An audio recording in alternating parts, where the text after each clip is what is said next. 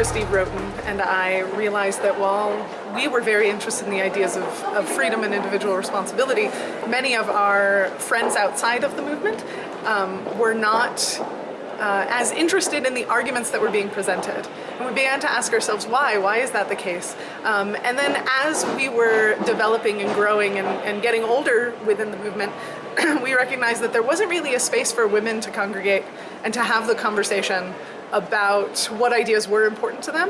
And also, the women who we knew about, Rose Wilder Lane, Isabel Patterson, Voltairine de Cleyre, weren't particularly well represented in the conversation. For whatever reason, their works were not preserved in the same way and therefore not disseminated. The Mises Institute has done a really great job of preserving and disseminating the works of Mises. The Rand Institute has done a really great job of preserving and disseminating the works of Rand.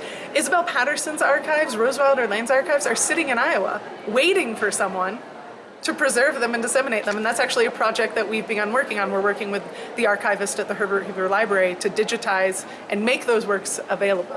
Many of the authors we focus on look at the humanist aspect, the flourishing aspect of the consequences of freedom and individual liberty, as opposed to the economic arguments. And so you have a woman like Voltairine de Cleyre who talks about the difficulties of different sets of the population and why freedom and liberty will support and improve their condition.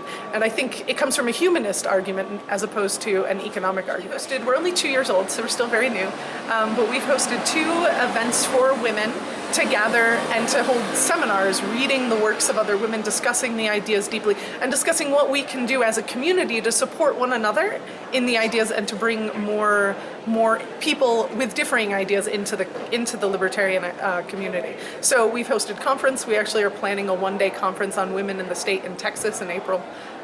So we're trying to see where the space is, where those conversations can take place. So I started in libertarian conferences about 5-10 years ago, and the percentage in terms of gender populations is hugely different than it was when I was there. There were many times where I was one of 5, I could count them on my hand, women in the audience.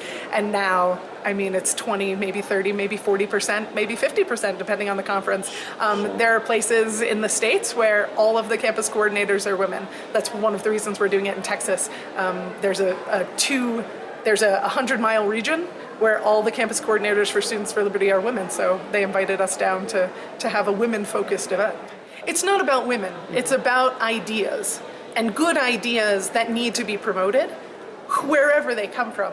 What we've noticed is that often the good ideas promoted by women don't have a place. They aren't promoted as widely, and they aren't discussed, and they aren't honored, and they should be.